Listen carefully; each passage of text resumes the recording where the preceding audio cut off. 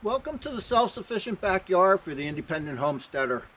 Today's project is an automatic watering system for our greenhouse. For those who've grabbed a copy of our book, you know that we've got a water collection system that comes off the roof via gutter, goes down to a couple of storage tanks.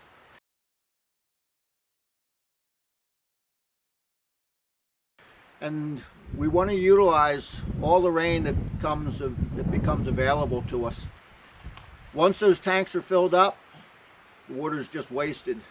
So I thought, we've got an overflow system on it. Why not tap into that overflow system, divert it into the greenhouse, and that'll save us a lot of time, Joanna a lot of time watering our greenhouse. What I've done is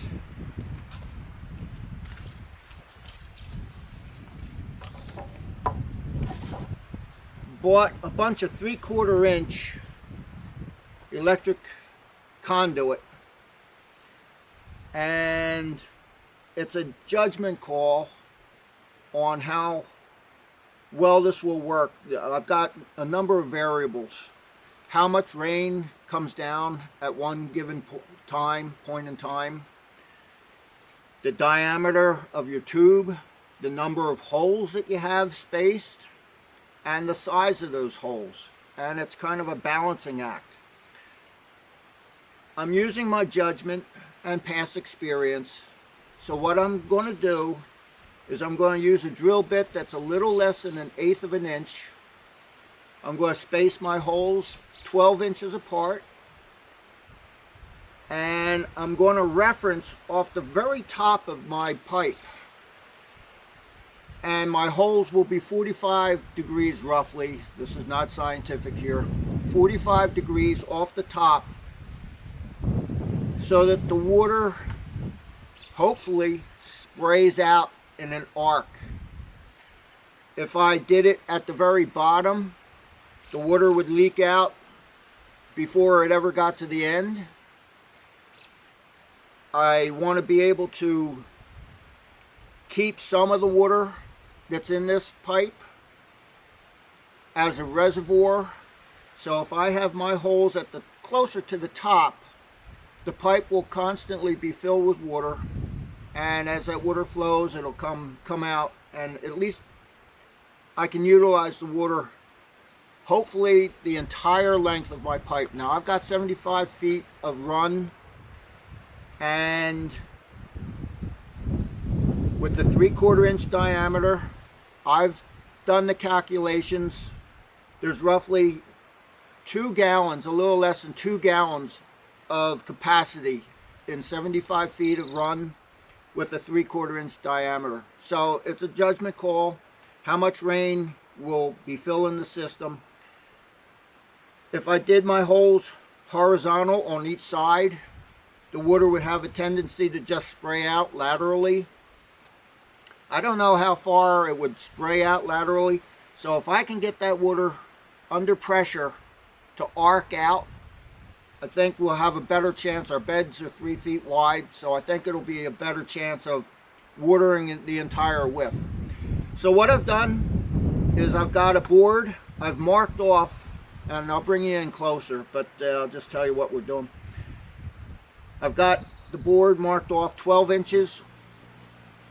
I've created just a little tube that's a little bigger than this, so it'll fit on here. I've cut the length of it so that it'll slide on here easy enough. I've cut a couple of reference notches on the very top, and I've pre-drilled a couple of holes off on each side, one on each side. And that will be my template to make this very easy. I'll just be able to slide my pipe, this template, on my pipe, make my drill holes, and move on down and just continue popping them in. So let me bring you in closer.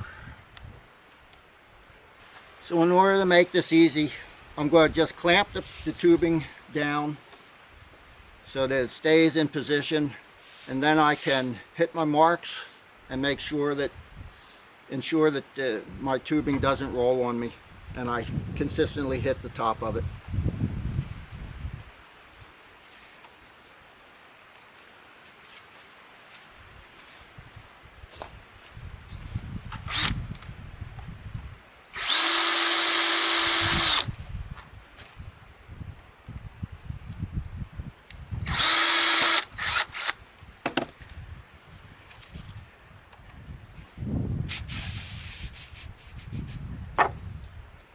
Slide it down.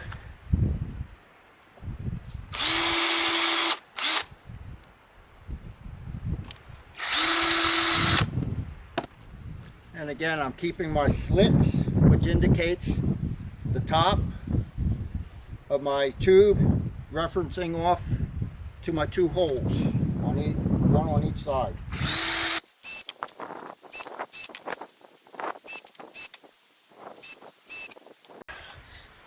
I have my tube end capped, so I placed the end cap on it to keep the water in. I've got kind of a funnel set up on the opposite end. We're going to throw some water in it. Let's see what it does.